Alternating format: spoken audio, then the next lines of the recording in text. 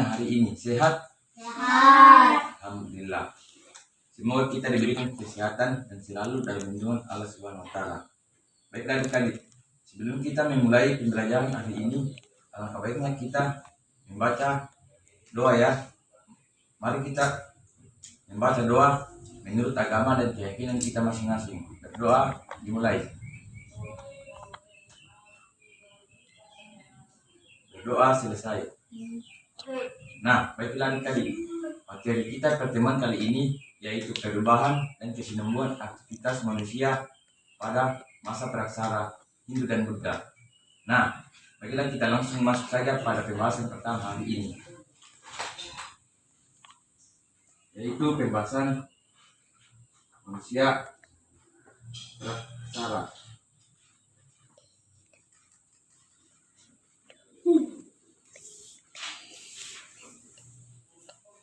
Manusia praksara pada masa Hindu dan Buddha. Nah, adik-adik, seperti yang kita ketahui, kehidupan dan peradaban manusia selalu berubah dari waktu ke waktu menuju sebuah kehidupan yang lebih baik. Sejak awal adanya kehidupan di bumi ini, manusia selalu belajar dan mempelajari alam. Mereka berusaha beradaptasi dengan alam, kemudian berusaha untuk membuat alat atau perangkat yang membuat mereka nyaman dan tetap bisa bertahan hidup. Kehidupan manusia di Indonesia dimulai dari masa praksara atau masa prasejarah, di mana manusia belum mengenal yang namanya tulisan. Kehidupan mereka masih sangat sederhana dan hanya bermanfaat apa yang ada di sekitarnya. Adik-adik, pada masa praksara manusia saat itu hanya tersebar di beberapa tempat saja di bumi ini. Manusia kebanyakan mengembara dan mempunyai tempat tinggal atau nomaden. Mereka akan mencari tanah lapang yang banyak hewan dan tumbuhan untuk kebutuhan makanan mereka sehari-hari. Berburu adalah keahlian pertama yang dimiliki oleh manusia pada masa praksara. Jika persediaan makanan dirasa sudah habis, maka mereka akan berpindah ke daerah lain yang lebih menyediakan makanan. Nah, perkembangan zaman. Kemudian ada pemikiran yang meminta tinggal rumah sederhana dan goa-goa yang dekat dengan aliran sungai. Pada masa itu sudah dikenal dengan kegiatan bercocok tanam dan memelihara beberapa hewan ternak. Lanjut, kedatangan bangsa-bangsa lain yang memasuki Nusantara ternyata membawa perubahan bagi warga prabumi. Perubahan terjadi dalam kehidupan sehari-hari dalam masyarakat di masa praksara Hindu dan Buddha dan Islam. Pada aspek pemerintahan, sosial ekonomi, dan pendidikan, termasuk perubahan teknologi yang sekarang adik-adik pakai, antara lain sebagai berikut. Masyarakat secara berangsur-angsur menganut agama Hindu dan Buddha, diawali oleh golongan elit di sekitar istana. Sistem pemerintahan kerajaan dikenalkan oleh orang-orang India, maksudnya Hindu, menjadi masyarakat Indonesia tidak akan namanya kasta atau tingkatan, terdiri dari lembaga-lembaga satu bukti pengaruh di budaya Hindu dan Buddha di Indonesia. Lembaga pendidikan. Nah, lanjut adik-adik, itu tadi perubahan yang terjadi pada masa Hindu dan Buddha. Nah, selanjutnya kita masuk ke pembahasan selanjutnya, yaitu proses masuknya agama Hindu Buddha ke Indonesia. Nah, adik-adik, proses masuknya agama Hindu dan Buddha ke Indonesia berawal melalui jalur perdagangan pada masa tersebut. Sebelum bangsa kolonial datang ke Nusantara, Indonesia melakukan transaksi perdagangan dengan bangsa asing, terutama Tiongkok dan India, yang merupakan pusat agama Hindu dan Buddha terbesar di Asia. Ada 4 teori yang cukup terkenal dalam menjelaskan masuknya agama Hindu dan Buddha ke Indonesia, yaitu teori pertama, teori ksatria. Teori ini menyatakan agama Hindu dan Buddha dibawa oleh kaum ksatria yang menentukan ekspedisi militer ke Indonesia. Teori kedua yaitu teori Waisa. Teori ini menyatakan kalau agama Hindu dan Buddha dibawa oleh pedagang pada pedagang India ke Indonesia. Teori ketiga yaitu teori Brahmana. Teori ini menyatakan bahwa agama Hindu dan Buddha dibawa oleh kaum Brahmana dengan dua cara, yaitu kaum Brahmana dari India diundang raja di Indonesia dan kaum Brahmana Indonesia tanah air di Indonesia. teori keempat yaitu arus balik. Teori ini menyatakan bahwa agama Hindu dibawa oleh orang-orang di Indonesia dan pergi belajar ke India, dan ketika kembali dari India mereka menyebar agama Hindu dan Buddha di Indonesia. Nah, adik-adik, penjelasan proses bikin agama Hindu dan Buddha di Indonesia. Selanjutnya kita akan membahas proses masuknya Islam Indonesia melalui jalur perdagangan. Nah, adik-adik, Indonesia dipelopori oleh pedagang-pedagang yang berasal dari Gujarat India. Proses perkembangan Islam Indonesia sendiri tidak dilakukan dengan kekerasan atau tindakan militer, melainkan menyebarkan agama Islam dilakukan secara damai dan melalui berbagai jalur seperti perdagangan, perkawinan, pendirian, lembaga pendidikan, dan lain sebagainya. Kedatangan Islam Indonesia telah membawa kemajuan dan kecerdasan.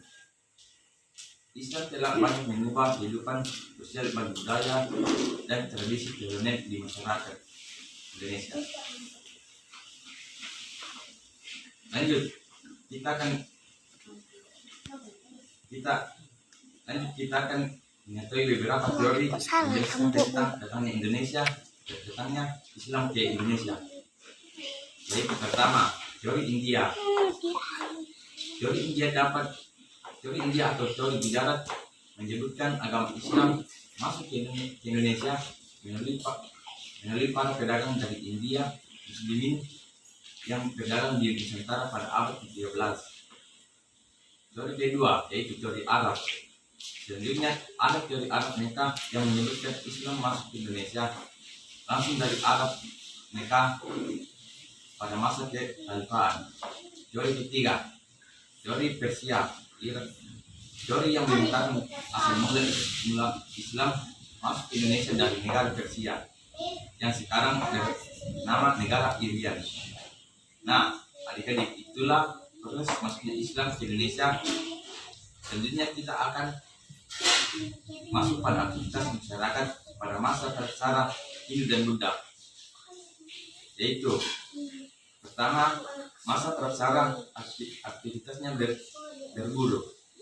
Dampaknya yaitu mengurangi jumlah hewan, memenuhi pasokan makanan, memenuhi kebutuhan hidup, dan kepunahan hewan pada masa itu.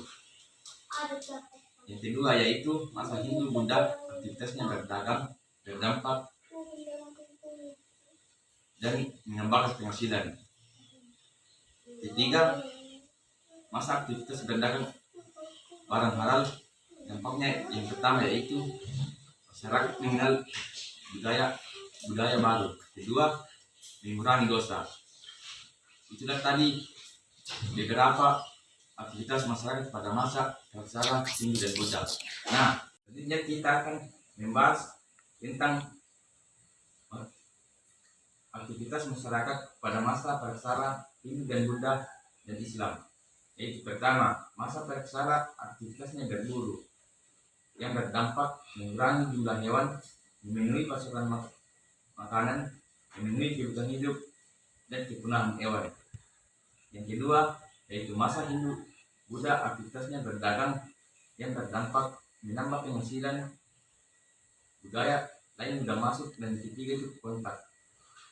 Yang ketiga, masa Islam aktivitasnya adalah berdagang yang halal yang berdampak pertama masyarakat mengenal budaya baru, dan kedua mengurangi dosa. Nah, selanjutnya adik-adik silakan Saya akan memberikan 4 lembar jawaban yang akan adik-adik isi. Dan akan saya berikan waktu dalam waktu 2 menit untuk menjawab lembar Satu yang kilo. diberikan.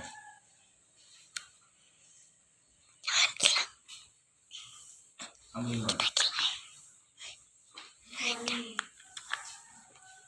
Ya, baca adik-adik silakan mengerjakan lembar jawaban yang akan saya Kila. berikan. Pengen. Sebab bisa nilai. Terus ini. Terus ini.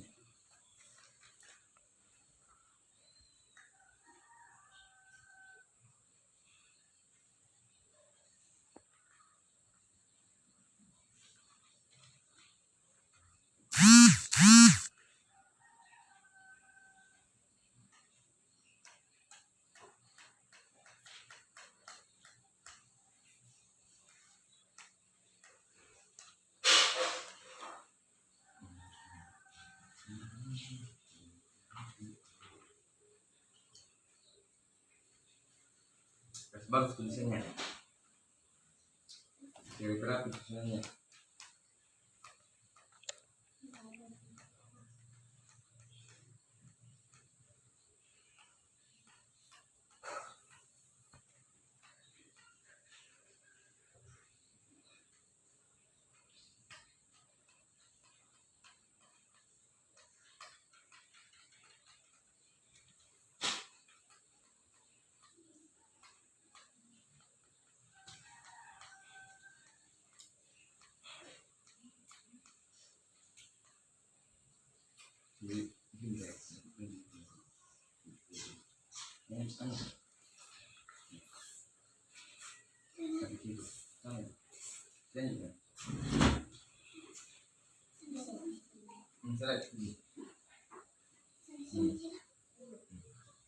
Ya, ini cepat.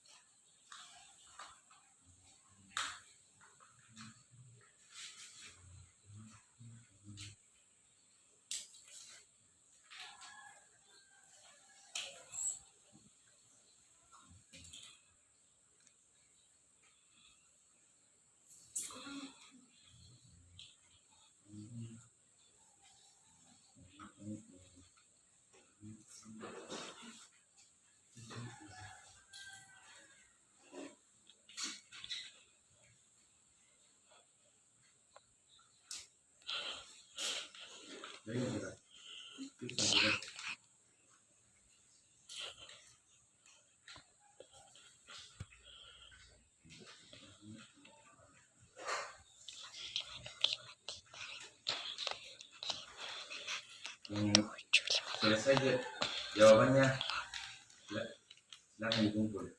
Selesai jawabannya.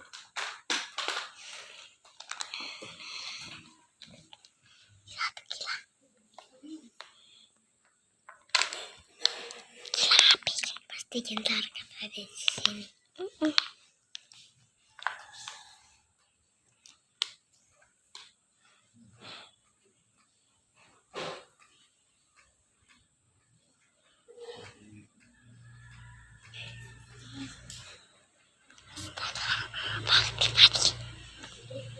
Ada kata adik.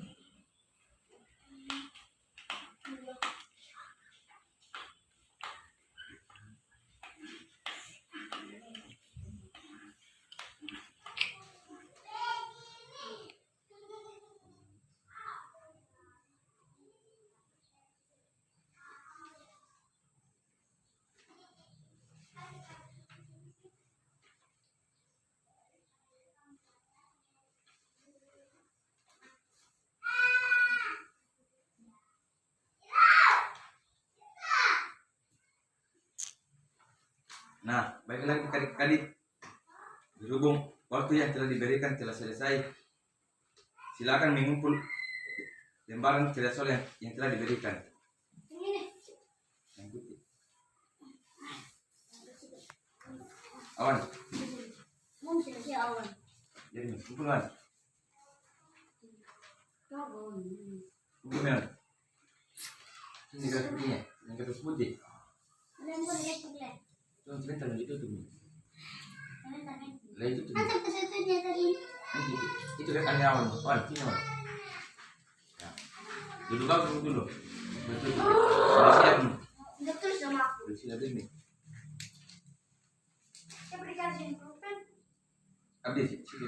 Itu dulu sila. Dulu sila nih. Baiklah adik-adik, itu saja pembahasan kita dalam pertemuan ini. Berhubung adik-adik juga sudah menjawab soal yang diberikan, semoga pembahasan kali ini dapat dipahami dan bermanfaat.